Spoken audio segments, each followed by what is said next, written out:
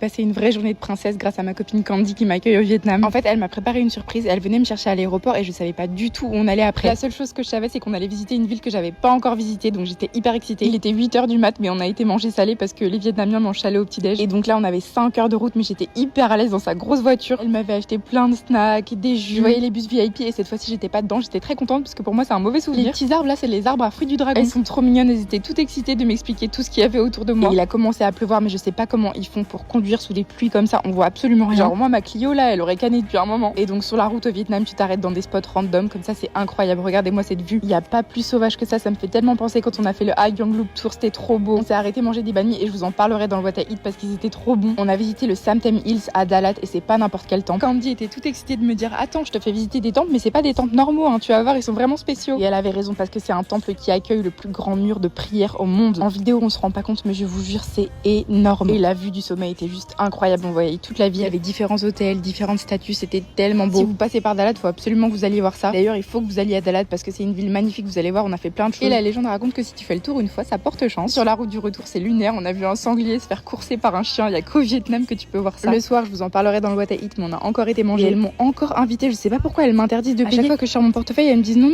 c'est nous qui t'invitons. Et dites-vous, elle m'a même réservé ma chambre d'hôtel pour ce soir, j'ai trop hâte de voir. Et donc le soir, on a été dans le centre-ville de Dalat parce que c'est hyper animé. C'est comme un énorme marché de nuit avec plein de boutiques de fringues, des trucs à manger. Traverser les passages piétons ici, ça m'avait vraiment pas manqué. D'ailleurs, si vous m'avez sur les autres réseaux, vous connaissez les backstage. Ce soir-là, on a renversé une fille à pied et elle s'est levée, elle est partie normale. On a pris un dessert dans un petit café et nous voilà arrivés à l'hôtel. Regardez le bed d'hôtel qu'elle a réservé, je suis choquée. Je lui ai offert ses petits cadeaux de la France et j'avais pas prévu que moi aussi j'aurais un cadeau. Elle est vraiment trop mignonne. Genre comme si tout ça, ça suffisait pas. Et regardez ma chambre de princesse, il y a une baignoire qui donne sur la chambre. Donc évidemment, j'ai pris un bain et là on voit pas mais c'est la vue sur la forêt. Et je me suis couchée direct après mon bain parce qu'apparemment demain j'ai encore une surprise. Mais qu'est-ce que j'ai fait pour mériter tout ça?